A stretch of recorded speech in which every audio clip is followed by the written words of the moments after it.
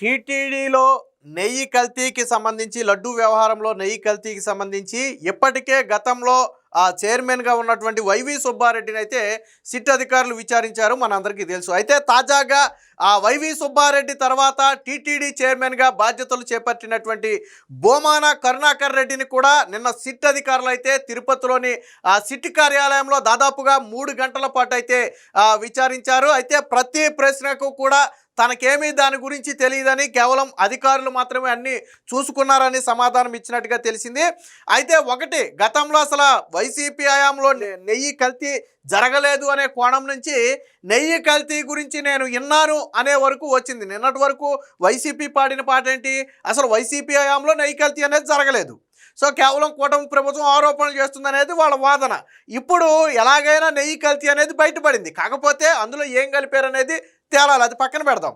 ఇప్పుడు బోమాన స్వరంలో ఏం మార్పు వచ్చింది, నేను విన్నా, గతంలో నెయ్యి కల్తీ అనే దాని గురించి నేను విన్నాను తప్ప నాకైతే తెలియదు అనే వరకు వచ్చింది. అంటే ఒక మెట్టు దిగారు. మొత్తానికి ఎలాగైనా రేపొద్దున దొరికిపోవడం ఖాయం అనుకున్నారో ఏమో తెలియదు, కానీ సిట్ విచారణ కోసం హైదరాబాద్ నుంచి తిరుపతి వెళ్ళి అక్కడ సిట్ విచారణ అయిన వెంటనే మళ్ళీ తిరిగి నిన్న బోమాన హైదరాబాద్ అయితే వచ్చేసారు. వాస్తవానికి చాలామంది వైసీపీ నేతలకు కూడా బోమానను విచారించినట్టుగా కూడా తెలియదు. ఎందుకంటే మరి ఈయన మీడియా అటెన్షన్ ఉండకూడదు అనుకున్నాడు ఏమో, కానీ గుట్టు చప్పుడు కాకుండా కరెక్ట్ టయానికి వెళ్ళి మళ్ళీ తిరిగి వెనక్కి టయానికి అయితే వెనక్కి వచ్చేయడం జరిగింది. సో దీనికి సంబంధించిన ఒక వార్త వచ్చింది. నన్ను ఆయన ఏం చెప్పాడు అనేది ఒకసారి చూద్దాం. నెయ్యి కల్తీ గురించి విన్నా అంటే నెయ్యి కల్తీ జరగలేదు అనే దగ్గర నుంచి నెయ్యి కల్తీ గురించి నేను విన్నాను అనే వరకు అయితే వ్యవహారం వచ్చింది. తిరుమలలో అది కొత్త విషయం కాదు. అంటే నెయ్యి కల్తీ జరగటం అనేది, అలాగే కల్తీ నెయ్యి ట్యాంకర్లను తిరిగి వెనక్కి పంపడం అనేది తిరుమలలో కొత్తగా మా హయాంలోనే జరిగింది కాదు, అందరి హయాంలోనూ అది జరిగిందని చెప్పి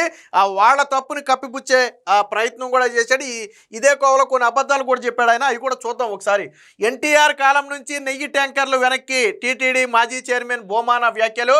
నెయ్యి నిర్ధారణ, లడ్డూ రుచి గురించి 2 సార్లు చైర్మన్గా తెలుసుకోలేదా, కొనుగోలు కమిటీ సభ్యునిగా తీసుకున్న చర్యలేంటి, సూటిగా ప్రశ్నించిన సిట్ అధికారులు. వాస్తవానికి బోమాన గతంలో రాజశేఖర్ రెడ్డి హయాంలో ఒకసారి టీటీడీ చైర్మన్గా చేశాడు, జగన్మోహన్ రెడ్డి హయాంలో ఒకసారి టీటీడీ చైర్మన్గా చేశాడు, అంతకుముందు ఒకసారి ఎక్స్-అఫీషియో మెంబర్గా తిరుపతిలో ఎక్స్-అఫీషియో మెంబర్గా ఉన్నాడు, తరువాత అదే తిరుపతిలో కొనుగోలు కమిటీ సభ్యునిగా కూడా ఉన్నాడు. అంటే తిరుమలలో బోమాన కరుణాకర్ రెడ్డి పాత్ర చాలా కీలకంగా ఉంది.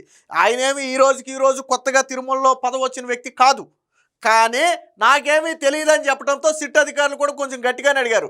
2 సార్లు చైర్మన్ చేసావు, ఒకసారి కొనుగోలు కమిటీ సభ్యుడిగా ఉన్నావు, మరొకసారి ఎక్స్-అఫీషియో మెంబర్గా ఉన్నావు కదా, ఇన్నిసార్లు తిరుపతిలో ఇంత పెద్ద వ్యవహారంలో ఉన్నటువంటి నువ్వు కనీసం తిరుమలలో ఏం జరుగుతుందో నేను తెలుసుకోలేదు అని అన్ని అధికారుల మీద నెట్టడం ఎంతవరకు సమంజసం అని చెప్పి నిన్న అధికారులు కూడా కొంచెం గట్టిగానే బోమానను అయితే ప్రశ్నించారు. కల్తీ నెయ్యి కేసులో సిట్ అధికారులు ఎదుట విచారణకు టీటీడీ మాజీ చైర్మన్ బోమాన కరుణాకర్ రెడ్డి హాజరయ్యారు. తిరుపతిలోని సిట్ కార్యాలయంలో శనివారం ఉదయం 11 గంటల నుంచి దాదాపుగా 1:30 వరకు దాదాపు ఒక 3 గంటల పాటు ఆయనైతే విచారించారు. ఈ సందర్భంగా ఏది అడిగినా తనకేమీ తెలియదని బోమాన సమాధానం ఇచ్చినట్టు తెలిసింది. 2 పర్యాయాలు టీటీడీ చైర్మన్ గాను, 1 పర్యాయం ఎక్స్-అఫీషియో మెంబర్ గాను, కొనుగోలు కమిటీ సభ్యుడిగా పనిచేసినందున టీటీడీ వ్యవహారాలపై లోతైన అవగాహన, పాలనా వ్యవహారాలపై పట్టు కలిగిన వ్యక్తిగా నెయ్యి గురించి ఎందుకు పట్టించుకోలేదని సిట్ అధికారులు ప్రశ్నించినట్టు తెలిసింది.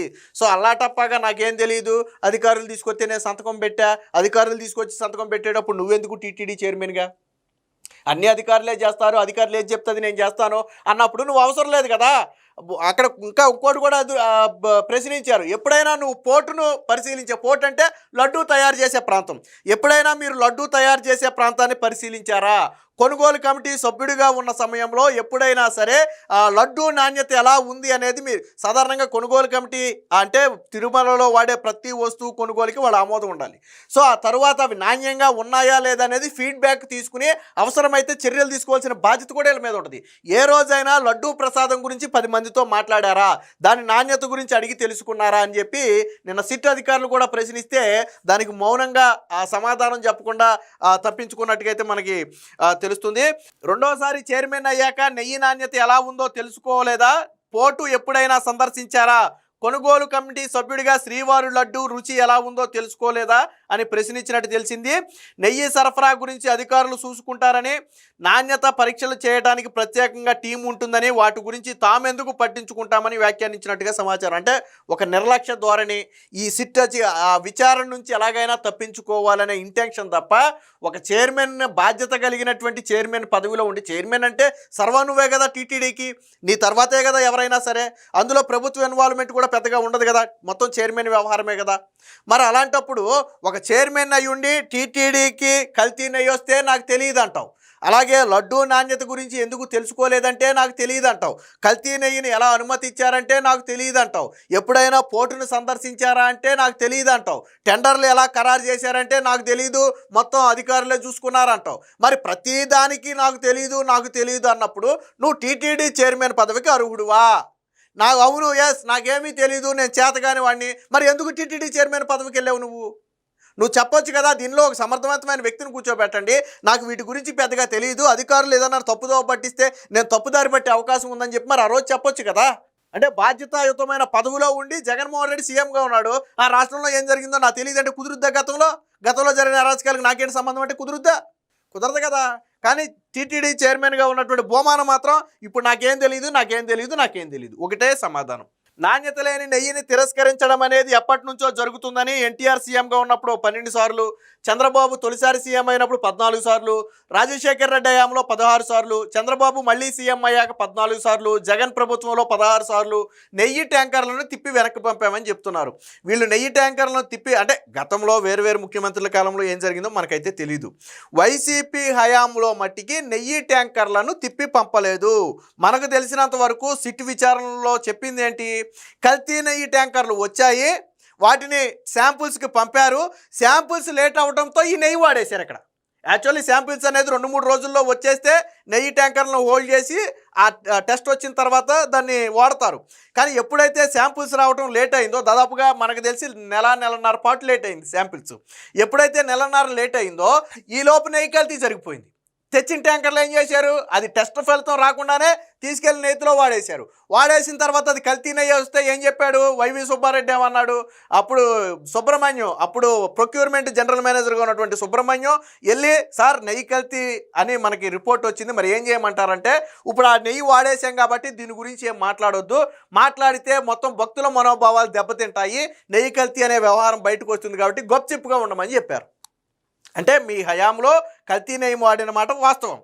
అలాగే ఇప్పుడేమన్నాడు చూడండి, గతేడాది ప్రభుత్వం మారాక 9 ట్యాంకర్లు రాగా అందులో 4 ట్యాంకర్లు తిప్పి పంపారని, వాటిలో కల్తీ నెయ్యి అయిందని విన్నట్టుగా చెప్పారు. కానీ ఇది వాస్తవం కాదు, ఇది పచ్చి అబద్ధం.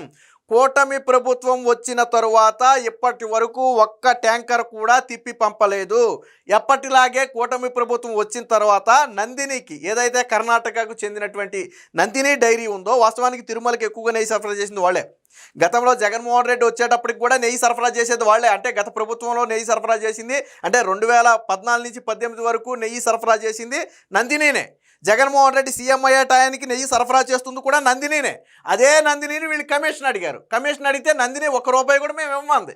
మేము లాభంతో చేయట్లేదు, స్వామివారికి భక్తితో ఈ నెయ్యి సరఫరా చేస్తున్నాం, కాబట్టి మేము ₹1 కూడా ఇందులో కమిషన్ ఇవ్వలేమంటే నందినిని ఆపేసి అప్పుడు ఏఆర్ డైరీ కోసం బోలేబాబా, మాల్మంగా, వైష్ణవి, సో ఈ 4 డైరీలకు ఎప్పుడు వెళ్ళారు వీళ్ళు, నందిని డైరీ కమిషన్ ఇవ్వనన్నాక వెళ్ళారు. నందిని ఓకే మీరు ఎవరికి కావాలో అడిగి ఇచ్చుకోండి అంది, నందిని ఆగిపోయింది. ఇప్పుడు మళ్ళీ కూటమి వచ్చిన తర్వాత ఏం చేసింది, మళ్ళీ అదే నందినికి ఇచ్చింది. ఒక్క నెయ్యి ట్యాంకర్ కూడా వెనక్కి పంపల.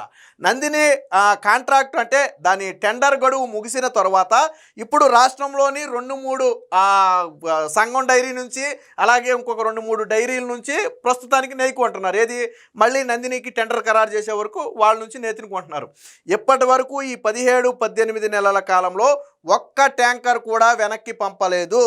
ప్రతి వస్తువు కూడా, నెయ్యే కాదు, ప్రతి చివరికి భక్తులు స్వామివారికి ఇచ్చే బియ్యం కావచ్చు, బెల్లం కావచ్చు, చింతపండు కావచ్చు, పప్పు దినుసులు కావచ్చు, వీటన్నిటినీ కూడా నాణ్యత పరీక్ష చేసి అవి నాణ్యంగా ఉంటేనే తీసుకుంటున్నారు, వాటినే లోనకు పంపుతున్నారు. ఈవెన్ సాల్ట్తో సహా నాణ్యత పరీక్ష చేసిన తర్వాతే ప్రతి పదార్థం కూడా వండటం జరుగుతుంది. కాబట్టే ఇప్పుడు భోజనాలకు సంబంధించి కానీ, నేతికి సంబంధించి కానీ, లడ్డుకు సంబంధించి కానీ, ఇతర ఏ ప్రసాదాలకు సంబంధించి కానీ ఇప్పటివరకు ఒక ఫిర్యాదు రాలా. ఇక్కడ ఈయన చెప్పిన అబద్ధం ఏంటంటే ఎన్ని మారాక 9 ట్యాంకర్లు వస్తే అందులో ఒక 4 ట్యాంకర్లు వెనక్కి పంపారని చెప్పాడు. కానీ ఒక్క ట్యాంకర్ కూడా వెనక్కి పంపల. ఇది అబద్ధం. ఆల్రెడీ దీని గురించి మనం మొన్న వీడియో కూడా చేసాం. 100% నాణ్యత అని చెప్పి ఒక వీడియో కూడా చేసాం. ఉంటుంది, ఒకసారి చూడండి. దాంట్లో నేను క్లియర్గా చూపించాను కూడా.